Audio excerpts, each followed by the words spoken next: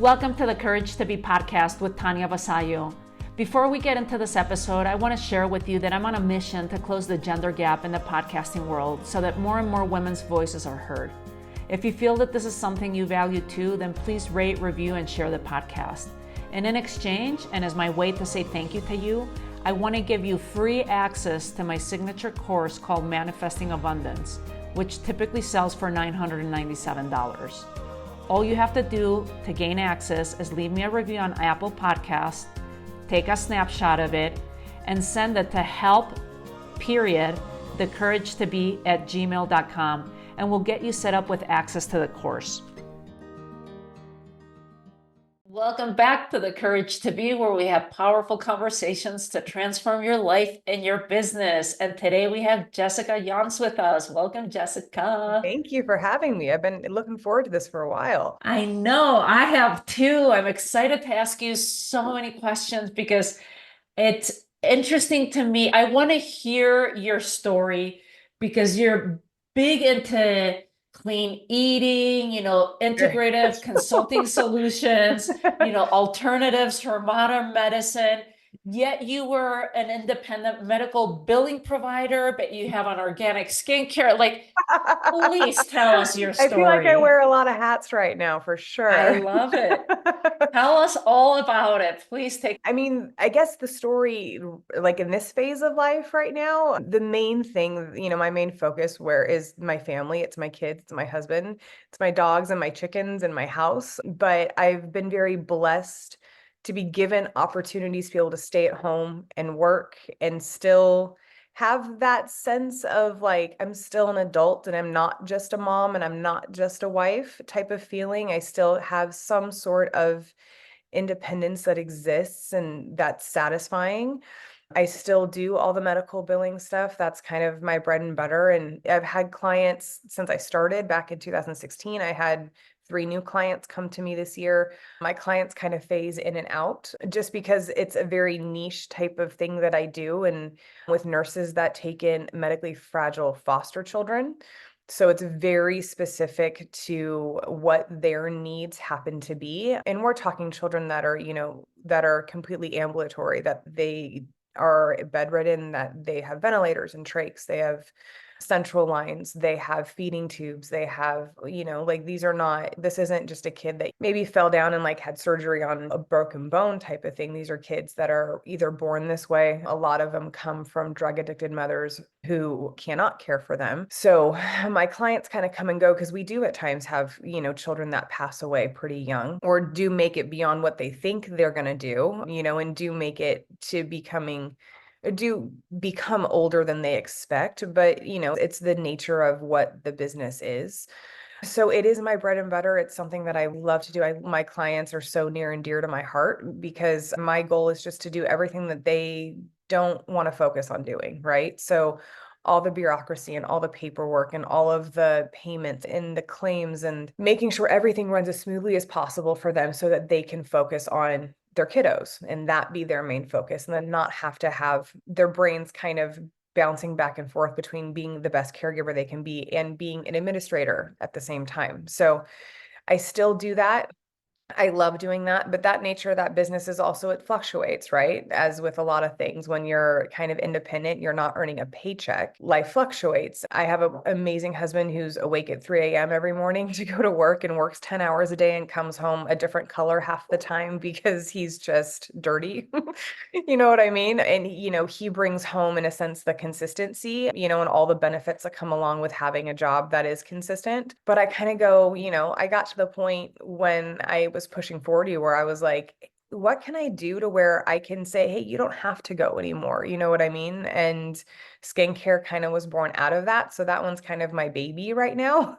And it gets as much love and attention as I can possibly give it while not taking away from everything else. But it's certainly, there's a 5-year plan, if I'm being honest. And in that 5-year plan, hopefully it's my husband being able to make the choice if he wants to continue to go to work or not, or if he wants to stay home. I certainly have the hope that as my children get older, that it's not only showing them what it takes to build something from the ground up, from it being a little baby and just being an idea to being successful, but also gives them something that they can step into as they get older in some way, shape, or form if they choose to, especially with my youngest being a little girl and wanting her to have the best possible options, I guess, when it comes to her getting older and what she may want to do as she gets older. So that's kind of the summary as where I'm at least at this point of my life, for sure.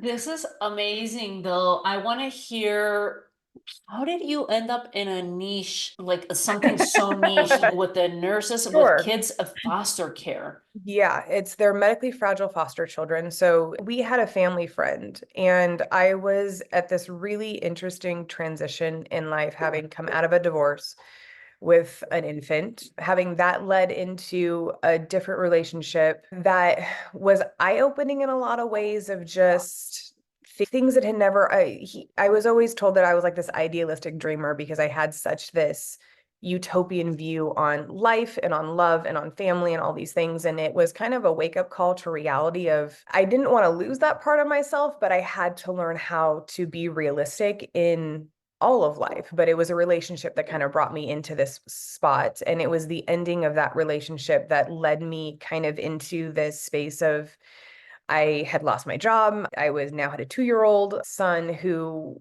I had half the time. And I was moving kind of back to where I had spent some of my childhood, where my dad still was living. And we had a family friend who was like, hey, she had a storefront in this little town where we lived. And she, she was a nurse. She had taken in foster children and kind of was the trailblazer of this program in the state of California that allowed nurses to take in children as foster children and to be able to bill the state for their working hours because, again, these children have huge medical needs. And she came to me and was like, hey, like I have a storefront, like I don't want to be at the storefront every day. Do you want to come in and kind of work front office and do administrative stuff and help with the nonprofit? At the same time, I said, sure, that sounds great. It was just kind of like a way to ease my way back into being a single parent out of a relationship with a young son. And about 6 months into it, she came to me and goes, hey, there's this nurse I've been talking to. He's really struggling with the administrative side of stuff. I think you'd be really great at it. She's like, you're very organized. You're very on top of things. You've got a memory like an elephant. Like, I feel like this could be something that would be really good for you. I'm going to hand you his information, contact him, see what he needs, and I'll help you with whatever because I've been doing this for years. So I'll help you kind of learn the basics, right, of what it takes to be able to basically submit what are called plan of treatments, the treatment plans for these children. You submit them to the state comes back and says yes or no based on what the medical needs are. And then from there, you can bill the state for your hours. And that started in 2016, like July or August 2016. And I want to say in the first year, I ended up with about a half a dozen clients. I was pregnant with twins at the time. We had moved away from that area that we were in. So I no longer was working for her or for the nonprofit. I was just kind of doing my own thing. And then it just kind of spread by word of mouth, to be honest. I didn't have a website. I didn't have even Facebook. I didn't have any of that kind of stuff. It was just, I would just get random text messages or calls. Hey, I talked to this person. They told me to contact you type of thing. So it was my baby as I was growing my two babies at the same time. It kind of all happened together. And it has certainly been such a blessing for my own family. And I hope a blessing for my clients. Again, I've had clients that I've had since day one. I've had 3 new clients come in this year. I've had clients come in kind of by default and go, I tried to figure it out. I screwed everything up. Like, can you please help me undo it? Because I just, I want to keep my kiddos at home and I want to take care of them. But like, in the end of the day, everybody needs to earn a paycheck somehow. It's just the society that we live in at this day and age. And so it kind of fell into my lap very organically and it's kind of grown organically. And I typically have about 12 to 18 clients at a time. And sometimes they're a lot busier than others. And some days I go, or some weeks I go, hey, it's pretty chill. Like it just kind of depends, but it allows me to stay home. It allows me to be with my kids. and not have to worry about putting them in daycare or in preschool super early. It's allowed me to homeschool my kids at times through COVID. I kept my kids home for 2 years, trying to get them into the school they're in now, which was a charter school, but I kept them home and homeschooled them for 2 years. So it's just been a huge, huge, huge blessing for us for sure. And I'm glad that I work within a space that has a very caring and empathetic side to it, if that makes sense. Like medical billing can be very, very sterile, I guess. It's just a bunch of numbers. And and so to go work just as a medical biller somewhere in a medical office or for a medical billing company, it's just kind of a very sterile, very, basic 8 hour a day type of thing where with this one, at least, I know that the clients that I have and the patients that they have, they're doing good out there. And that certainly helps me feel very satisfied in it. That is amazing. What I see with you, Jessica, is just your capacity for building a life that you want, a life by design. Because when you're saying, I homeschool my kids, just for the record, how many kids do you have? I have four. So I have a son that just turned 13. I have 7-year-old twin boys, and I have a almost 3-year-old sassy little girl.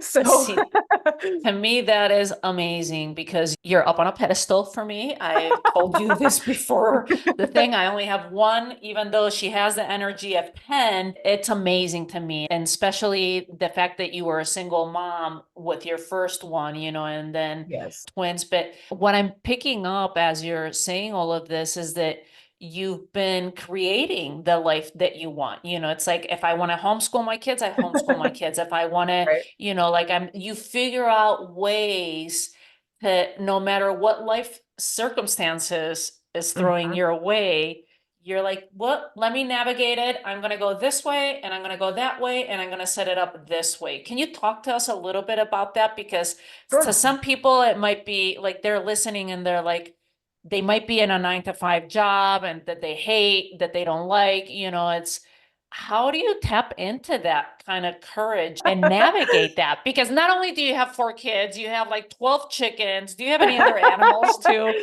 My chickens are my easiest. I will tell you that. They're pretty, as long as they have food and water, they're very self-sufficient, and then they lay us eggs. So they're kind of my easiest one. That's a very good question. It's very interesting. My husband and I were actually talking about this recently that, even with normal everyday stress, right? Like we jokingly have said that like life has been lifing right now. Like last week was just a crazy week. This week we're gearing up to leave to go to a wedding out of state that he's in, and our kids are staying with friends. And so like it's just been busier lately. And we were kind of having this conversation. We were both kind of just like feeling antsy almost, like just in life. We didn't quite know what was going on. I remember both him and I sitting down and him saying to me, he was like, he was like, I'm living somebody else's dream right now. And my husband's very unemotional. He's very logical. He's very responsible. Like he's not the one to like come out with those type of comments consistently. But we were just, sitting, the kids were in bed. We were sitting in front of a fire. We were just kind of going, we're antsy, but like our life is somebody else's dream. And it was this interesting, when you get wrapped up in life, you kind of forget that as every day goes by, you are working towards what your dream always was. So I always had a dream of, I wanted lots of kids. I was an only child. I didn't have that around me. I always wanted 4 kids. Home marriage family. I kind of came from a convoluted type of, I wouldn't say convoluted family. I always said that my family was 3 people living independently in the same home, if that makes sense. I was an only child and wanted to own my own home. We rented my whole life because my mom liked to redecorate. So in her head, redecorating was we moved. So we moved constantly when I was little. So I always wanted home for my kids. I always wanted a place where they felt safety and security. And I look back at life from 10 years ago, 12 years ago now, in walking away from a relationship that I knew from the day I met this person that this is who I was going to marry and have children with and spend my life with, and having all of that fall apart. And the fear in not wanting to hurt him because that was my best friend. And I knew that what I was doing was going to hurt him, but at the same time, hurting so badly that the pain of leaving was less than the pain of staying. The pain of pulling it apart, which took like a year approximately to pull everything apart with an infant, was less than the pain of actually staying in it. And then coming out of it and then losing my job through a divorce that I had been at for 7 years and was my friend circle and was just my constant to some extent, especially at that time. But just the belief of going, it's going to work out. Like that was what I had to, it was that I have to leap and I have to pray that some sort of net appears. And I don't know what that net is going to be yet. I have no clue. I was very blessed that both of my parents were very willing to help in any way that they could. I had a very strong friend circle around me that, again, was willing to help in any way that they could. But I was also raised to be very prideful and very independent. And I didn't want to ask anybody for help. I hated asking I still hate asking anybody for help, especially when it comes to my kids, because they're my kids. Like this was a choice that I made. Even having a babysitter at times, I go, but like I chose to have them. Like I know we need date night, but like I chose to have our kids. Like I don't want to ask anybody for help.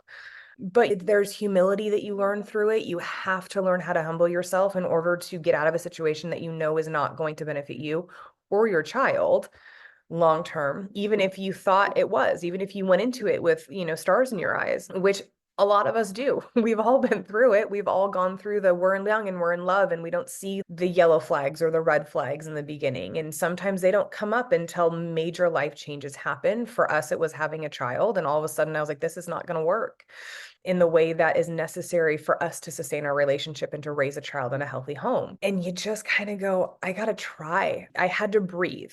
That's what I always fell back on is I couldn't breathe in the same in sharing that space any longer. I had to get out of that space in order just to be able to take a literal deep breath and be able to function outside of just paralyzing anxiety and panic that I had never experienced before ever.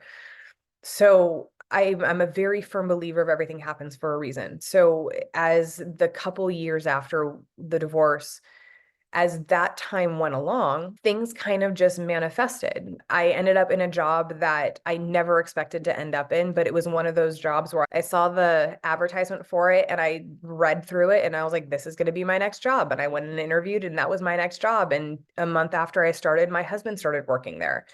And never would have expected that through work that I was going to end up meeting my husband. And that was almost 9 years ago. Certainly never thought in the beginning that the time that him and I were spending together was going to lead to 3 more children. It wasn't going to lead to a move from Southern California to North Idaho. It wasn't going to lead to owning a home and having dogs and chickens, but here we are. So I truly believe that following instinct is huge. If your gut is telling you something, follow through on it.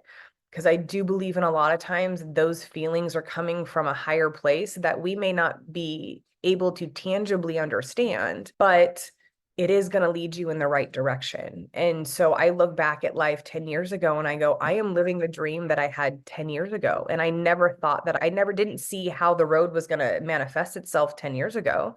But, having just turned 40, I couldn't ask for more. You know what I mean? Like, sure, like it'd be nice if groceries weren't so expensive, and like, but when you've got 6 kids to feed and you've got chickens and dogs and everything else, and I go, that'd be sweet, but I look back and I go, I am not only I know that I'm living somebody else's dream who's out there, who's like, oh my God, I would love to have that many children. And maybe they can't have children. I would love to have dogs. Maybe they live in an apartment. I would love to have chickens. And maybe they just go, I have no space for that. What do you do with chickens? Like, I don't even know what to do with chickens. But I go, not only am I very aware of the fact that I am living someone's dream out there, I'm very aware all of a sudden that I'm living the dream that I always had. And I wasn't paying attention as that dream was unfolding until all of a sudden my husband said to me, this is your dream. Like, sit in it and enjoy it. This is what you did want for so long. And here we are. So This is lovely. I love hearing this. We're going to take a quick pause and I want to come back to where we left off with it. Hi there, I have something really cool for you. I want to give you free access to my signature course called Manifesting Abundance, which typically sells for $997. You can check out all the details in the show notes. All you have to do to gain access is leave me a review on Apple Podcast, take a snapshot of it, and send it to help.thecouragetobe@gmail.com, and we'll get you set up with access to the course. You can also find other free goodies in the show notes. Go check them out. So you were talking about living a dream that could be someone else's dream, that you've gotten there, you've arrived, like you had all these ideas. Yes. And obviously we'll go further, deeper into the new dreams, right? Because you have dreams, you get There's to, new you, dreams. to There's live them always, out, and there's always new dreams. But what would you say to those that have a dream, and they're scared of pursuing it or following it, because there's all these fears of, I'm an adult, I'm responsible, I should stay at a 9 to 5, I have 4 kids to feed, or whatever their case is. What do we do? Because I feel like as kids, we had all these dreams. Then as teenagers, you continue having those dreams, maybe even into college years, in your 20s. But then reality hits in, like you have to get a job, or you end up getting married, or you have kids and stuff. And then I feel like those dreams get put away into a drawer somewhere in the back of your mind. They get forgotten in the everyday life. Yes. Yes. So what would you say to anyone that's listening to revisit those dreams, and how can they pursue them? To me, the one thing that comes to mind would be it's never too late to start. So we have this, and I think as kids, especially because we grew up and I look at my mom or my parents when they were my age, and looked so old, right? Because you're little. And yet now I'm 40 and I go, I love 40. I think it's great. Like, you know what I mean? Like my caring about anything went out the window when I turned 40. And I had a newfound appreciation for just myself and the work that it's taken to get here. So it's never too late to start. One of my favorite examples of that, ironically, is Martha Stewart, who says, I didn't start my business until I was 50. And look at her now. She didn't start it when she was 20. We have this idea when we're little and when we're young that it's just, you're too old at that point. You're too old when you're 40 or 50 or 60. Like Colonel Sanders was 65 when he started KFC.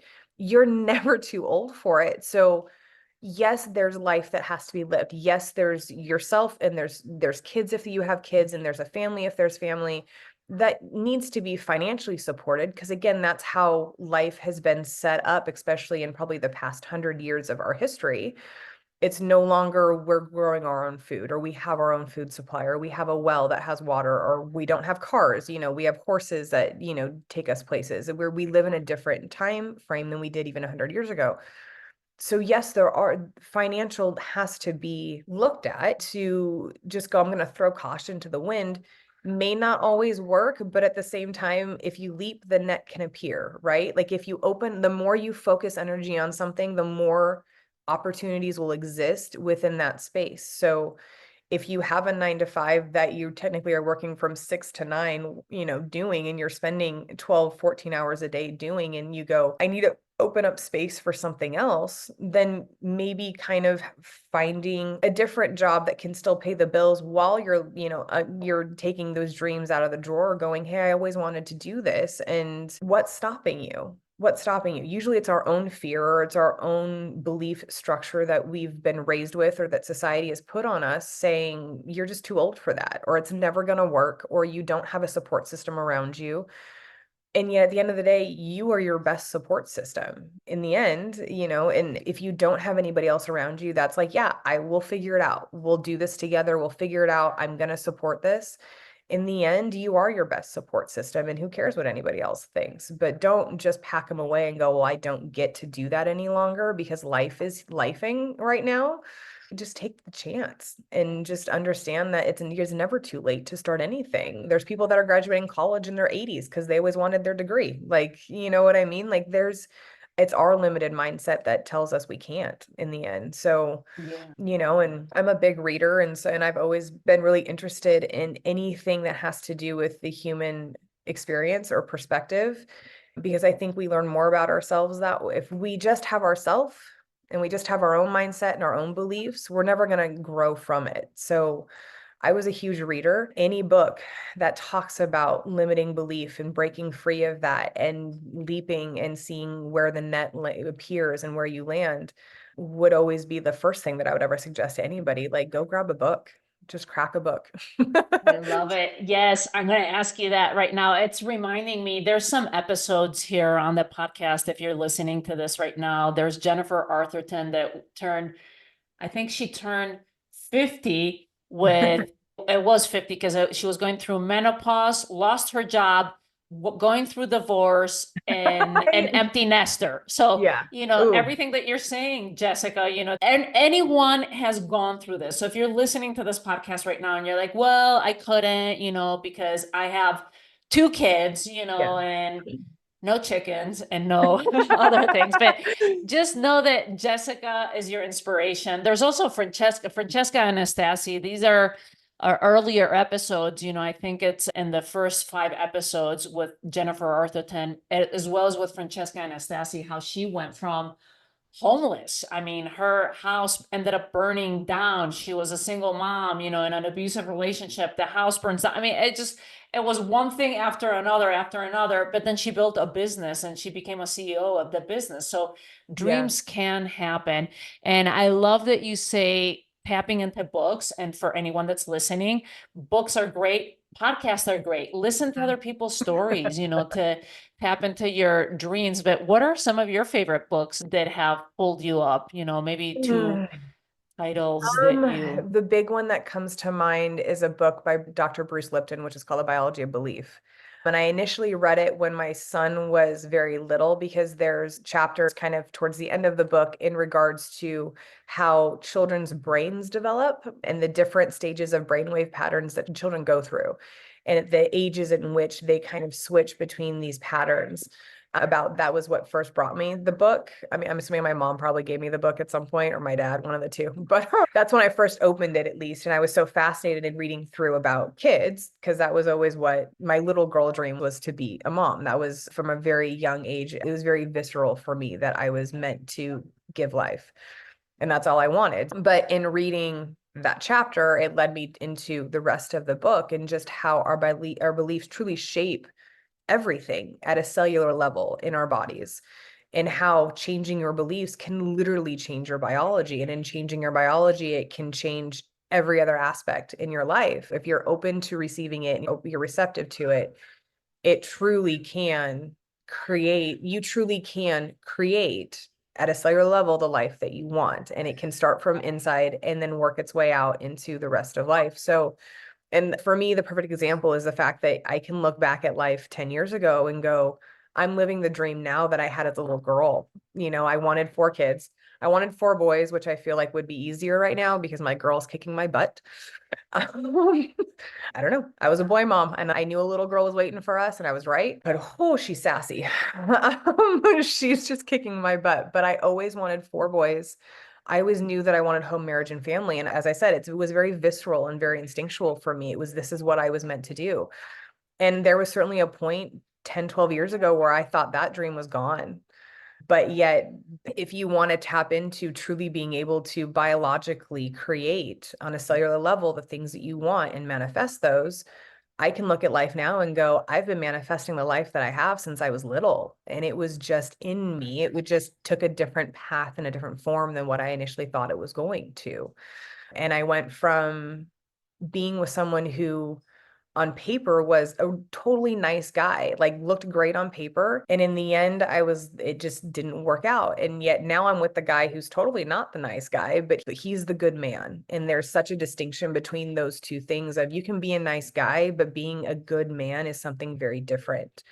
So yeah, the journey wasn't what I thought I was, but I can easily look back and go, it's been in my biology since I was little. It just took longer to get there than I thought, and it took a different path than I thought, but I still ended up in the dream that I always had. So we have the ability physically and mentally and emotionally and spiritually to truly manifest what we want. It's just in trusting the process. It may not happen in the way that we want. It may not happen in the time frame, but who says it can't happen at all? And in the end, usually we're the ones telling ourselves it can't happen. And it's unfortunate that we put those beliefs on ourselves, but it certainly can be something that was you had from a childhood where you wanted to be an astronaut and you had your mom going, you're never going to be an astronaut. You're not smart enough to be an astronaut. You need to go do this instead. You're never going to make it in that way. And I go, who says you can't? Who says you Yeah. can't? It's, Thank you for so that. Yes, that's so true, Jessica.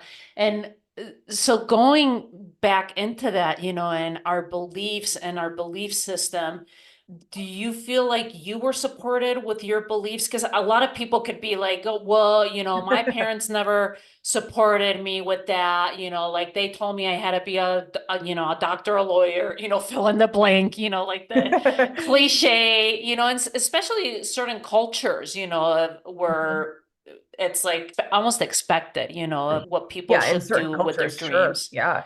So I've always said, as like to go back to what I said earlier, I always felt like we were three individuals that just coexisted together in a household. So my parents and my dad especially raised me to be very kind of hyper independent. In being an only child, a lot of times children can be very smothered and very spoiled because they're the only one. And so, you know what I mean? That's And my daughter. Thank you for posting this here, for mentioning this, because I can learn from you because it's a relationship of three at our household. it's a So relationship of thank you three. for sharing. So, but I always feel like I had the exact opposite of that. I had parents that never, seemingly, that I can remember, tell me what I could or couldn't be. And they kind of just, it kind of goes back to the nature versus nurture thing, where they just kind of like, this is who she is, and we're just going to let her be who she is. So even though as a very young girl, all I ever wanted was home, marriage, family. I wanted children. That was just what, again, it was instinctual for me. I don't ever remember my parents going, no, you need to go be something else first. I don't remember my parents. And at that time, society wasn't in this position of, no, go to college, get your degree, go be the boss babe, go do all those types of things before you have home, marriage, family. So for me, I never questioned that. I never thought I'd end up where I am now in regards to like work or a career or anything else. I remember distinctly wanting to be like a trauma surgeon when I was younger because I was an athlete for almost all of my childhood and was constantly injured. So sports medicine and trauma medicine was always really interesting to me, but I'm not science-based. My brain is not science-based, and I know that. So it wasn't something that I ever pursued just because I could never get into the schooling necessary to actually follow through with that one. But I never, I was very blessed in that sense. My parents were not parents that were like, you can't go do this. Like, they were just like, if that's what you want, that's what you want. And that's totally fine. And it was supported.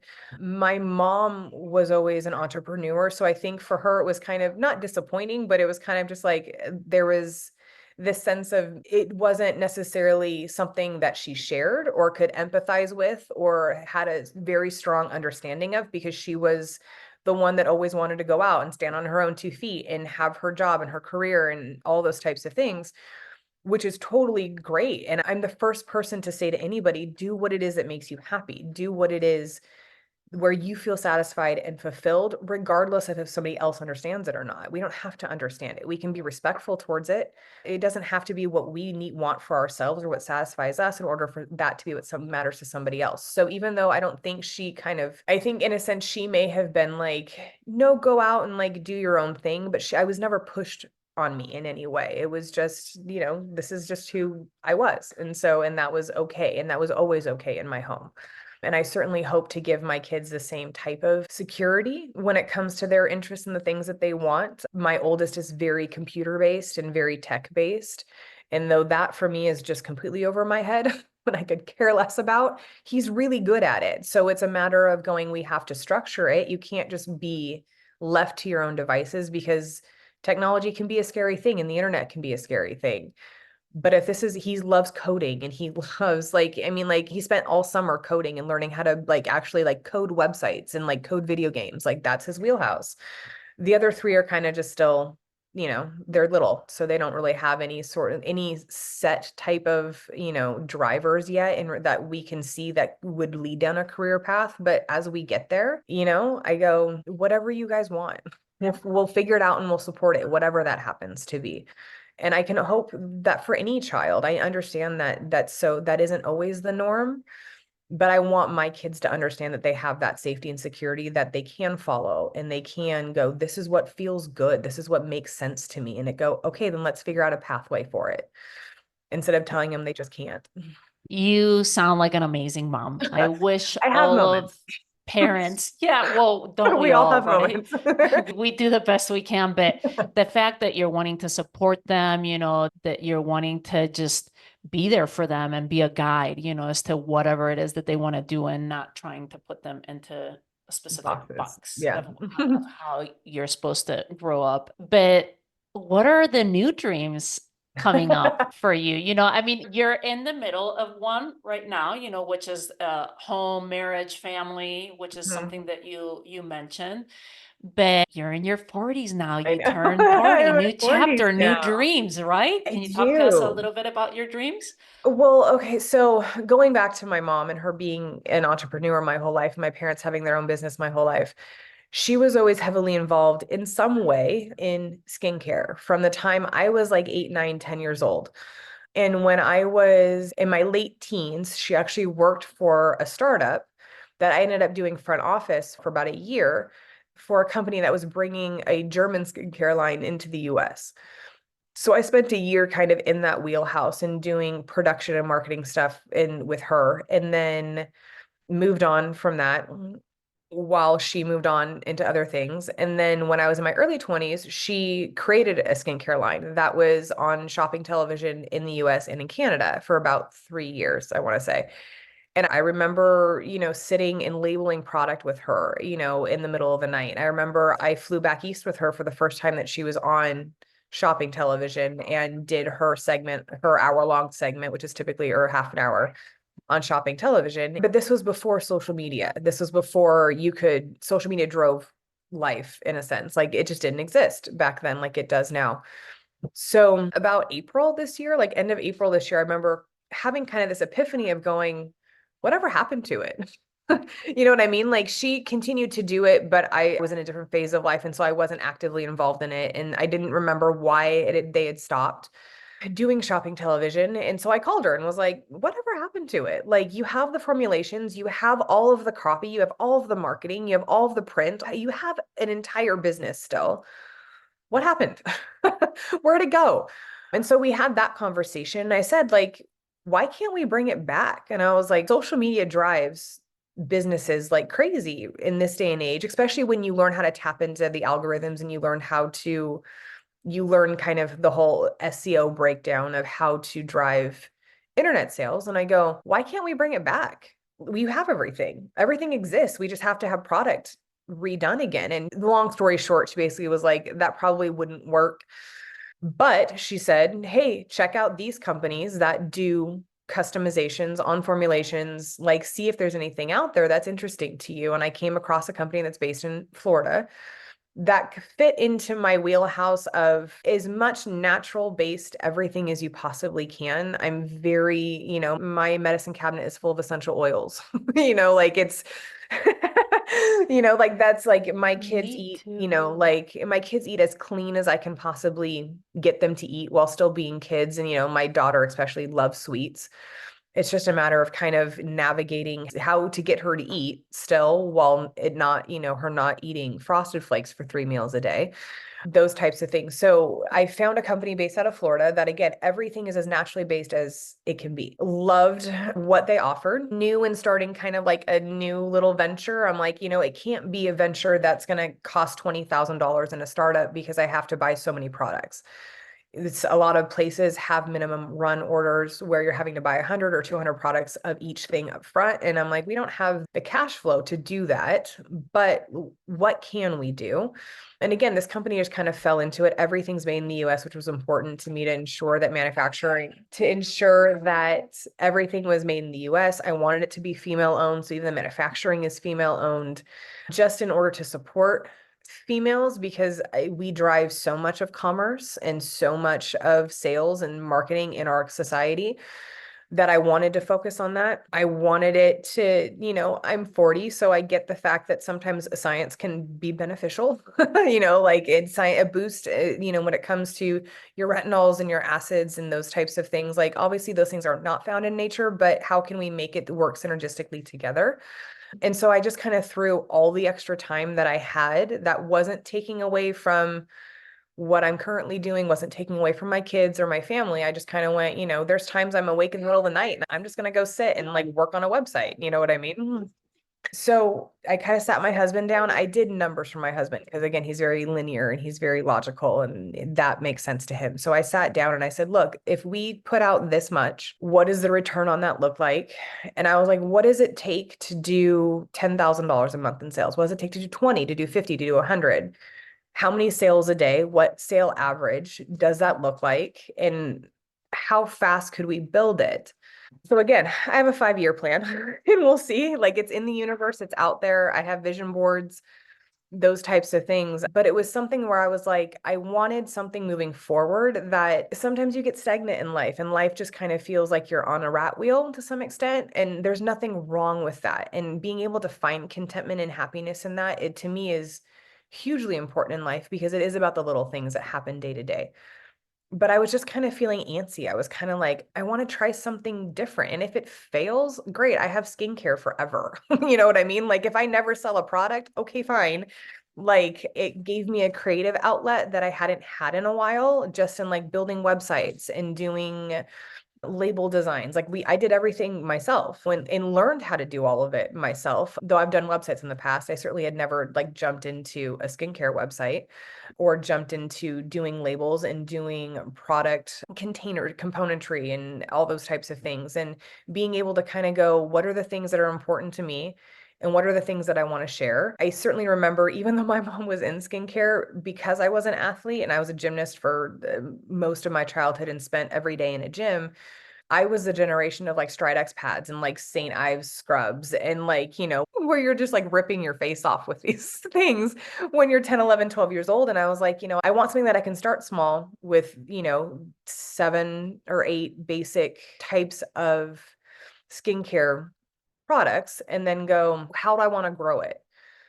And does the company that I'm partnering with, the manufacturer that I'm partnering with, have the ability to help me grow it and to do new things? So like, I have goals of I wanted to start with, I think there's 7 products that I started with. And I was like, I want to get to the point where I can do like an acne line for teenagers. That's better than what you can go get on a Walmart shelf. No offense to Walmart, but that hopefully is affordable enough to where you can feel confident that you can go, hey, I can go give this to my daughter or my son to help them through the horrible acne phase that every person goes through without putting ingredients on their skin that are going to be absorbed into their body, since it's our biggest organ that we have is our skin, which people don't a lot of times realize.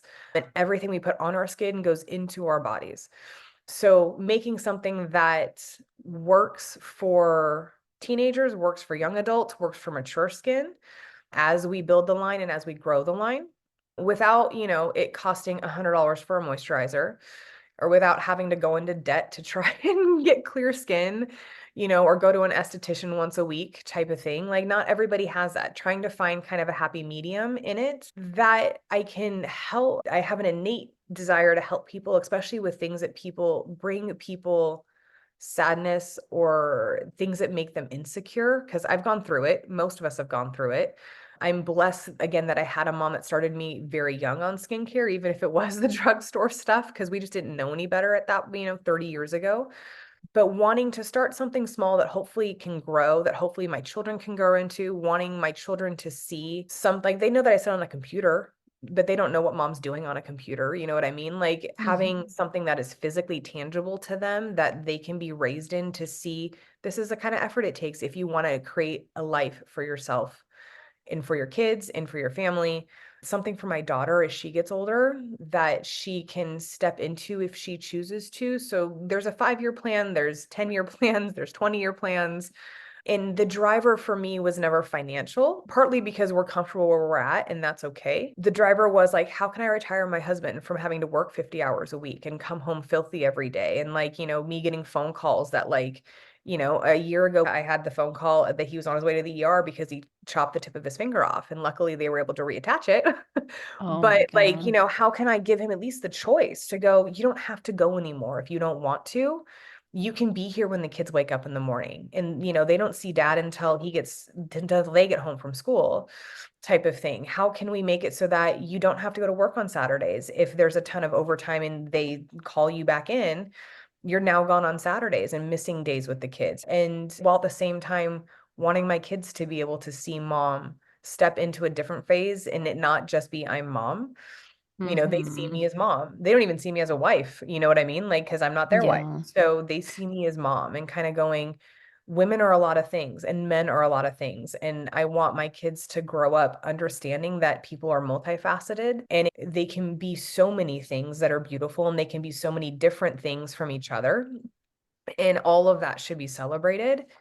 In the end, it's like, would it be nice to have a paid off house? Yeah, it'd be great. Would it be nice to like not stress the financial stuff at the same time? Because any stress that we feel, obviously the kids feel. And I go, why not? It was one of those things of why can't I?